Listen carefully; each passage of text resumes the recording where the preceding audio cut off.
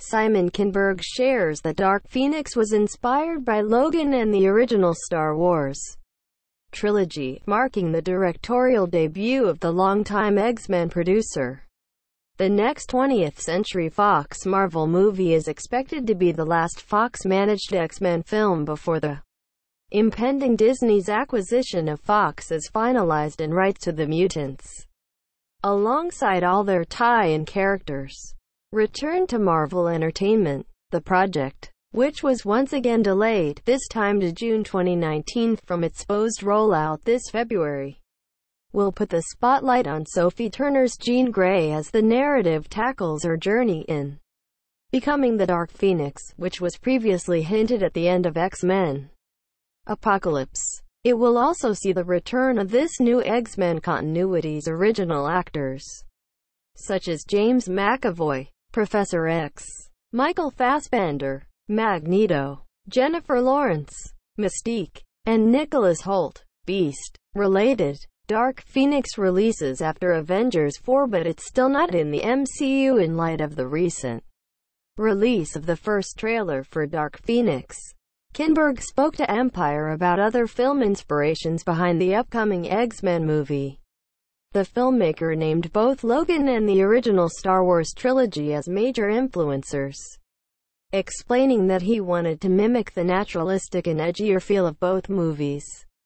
The way I wanted to make the movie was very different than the aesthetic of previous X-Men movies, which I've been very involved in and proud of, but I wanted it to feel more naturalistic. I wanted it to feel edgier, more handmade, more real. I was very inspired by what James Mangold did with Logan, and I felt like if I could bring a measure of that aesthetic in the film, that all of the intergalactic and larger scale things that happen in the movie would feel more shocking, more realistic, more emotional. They'd be grounded in some reality. And so, all of the movie, from the costumes, to the title card, to the set design, to the way the X-Jet looks, all of that stuff is just more analog in a way. More like, let's say, the original Star Wars movies. Not that analog, but the movies I grew up loving had this very gritty, edgy, cool, human feeling to them. Kinberg's comments explain why Dark Phoenix dropped the X-Men brand on its title since it was trying to follow the footsteps of the Mangold-directed flick. The only problem with this, however, is that the film is part of the FoxMarvels main mutant saga and not a spin-off like Logan or Deadpool, which can separate themselves from the primary film series. So it's kind of jarring to not follow the standard title format. The idea that a film based on Claremonts The Dark Phoenix Saga supposedly mines inspiration from one of the most grounded comic book movies is also a cause of concern for some fans.